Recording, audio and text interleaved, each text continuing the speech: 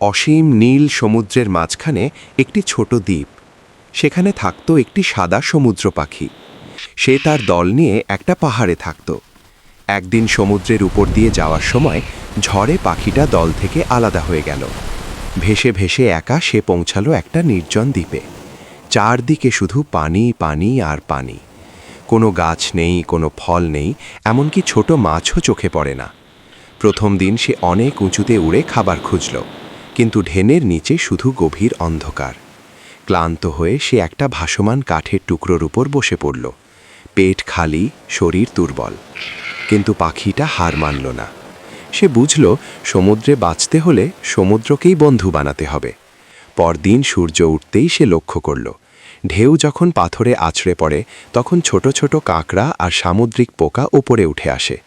সে অপেক্ষা করতে শিখল, ধৈর্য ধরে বসে থাকত আর সুযোগ পেলেই ঠোঁট দিয়ে খাবার তুলে নিত। তৃষ্ণা মেটানো ছিল আরও কঠিন। চারদিকে শুধু লোনা পানি। একদিন রাতে খুব বৃষ্টি হলো। ভোরে পাখিটা দেখল বৃষ্টির ফোঁটা পড়ে পাথরের গর্তে জমে আছে। সে মন ভরে পানি পান করল।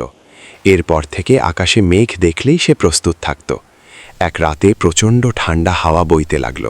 তরি নিজের পালক ফুলিয়ে শরীর গরম রাখল। সে জানত নিজের শক্তি বাঁচিয়ে রাখতে হবে, অকারণে উড়বে না, শক্তি নষ্ট করবে না। দিন কেটে গেল। ধীরে ধীরে সে সমুদ্রের নিয়ম শিখে ফেলল। কোথায় ঢেউ কম, কোথায় মাছ ওপরে ওঠে, কখন বাতাস তাকে দূরের দিকে নিয়ে যাবে। একদিন ভোরে সে দূরে সবুজ এক রেখা দেখতে পেল। সাহস নিয়ে সে ডানা মেলল। বাতাসকে কাজে লাগিয়ে ধীরে ধীরে উঠতে লাগল। অনেক কষ্টের পর সে পৌঁছালো আরেকটি দ্বীপে, যেখানে ছিল গাছ, ফল আর অন্য পাখি।